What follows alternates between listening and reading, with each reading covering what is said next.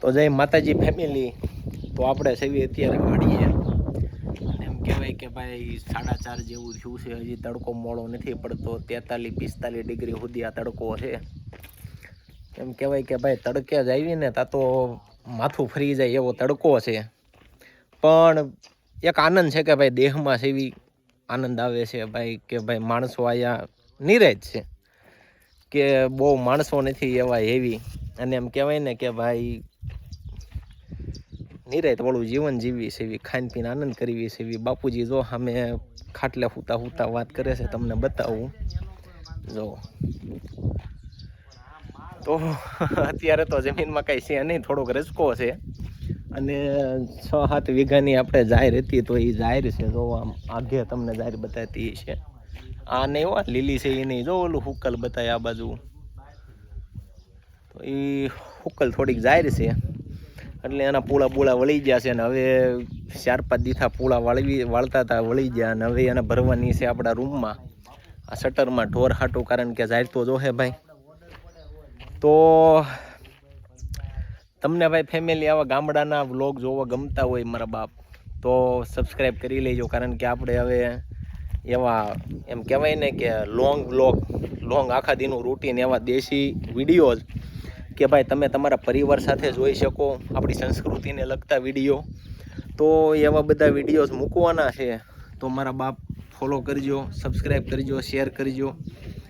કારણ કે અત્યારે ભાઈ કોઈને ગામડામાં રહેવું નથી ને આપણે ગામડામાં રહેવા આવ્યા છે એવી. તો આપણે બીજી તો કાંઈ આવક નથી, આ ખેતીની આવક. અને એમ કહેવાય કે આવા વિડીયો બધાય તમને બતાવશું અને તમને જોવાની મજા આવે ભાઈ. તો આપણે સબસ્ક્રાઈબ આતે વધે તો આની આવક થાય તો ઠીક છે, નકર મારો રામ રાજી રાખે ભાઈ. આપણે આની આવક એવું કાંઈ છે નહીં આવે તો.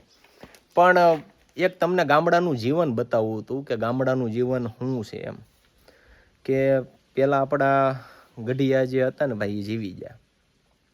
હવે કોઈ એવો માણસ નથી કે તમે વિચાર તો કરો કે ભાઈ તમે રોજ બરોજ તમને કેટલો માનસિક થાક લાગે, શારીરિક. અમે અહીંયા છે ભાઈ, શારીરિક થાક લાગે છે. પણ જે બીજા ધંધા કરે છે, XYZ છે, પોતાનું વતન મેલીને કાંઈક બહાર ગયા છે, તો ભાઈ કેટલો માનસિક થાક લાગે છે. તો આપણે અહીંયા જીવવા હાટું આવ્યા છે. કારણ કે જિંદગીનું ભાઈ કાંઈ નક્કી નથી ક્યારે પૂરું થઈ જાય ને આપણે જીવવું હતું. તો અહીંયા જીવવા હાટું આવ્યા છે. પૈસા થોડાક ઓછા છે, પણ એમ કહેવાય ને કે ભાઈ જીવશું, આનંદ કરીશું એમ ખાઈને પીને. તો તમારે દેશી વ્લોગ આવા જોવો હોય ભાઈ, કે ગામડાને લગતા કે ઘોડિયું આતે, તો ભાઈ એક તો તમે પહેલાં તો સબસ્ક્રાઈબ બટન દબાઈ દેજો. કારણ કે બીજી વાર ભેગા થાય કે ન થાય એની કાંઈ ગેરંટી નથી ભાઈ.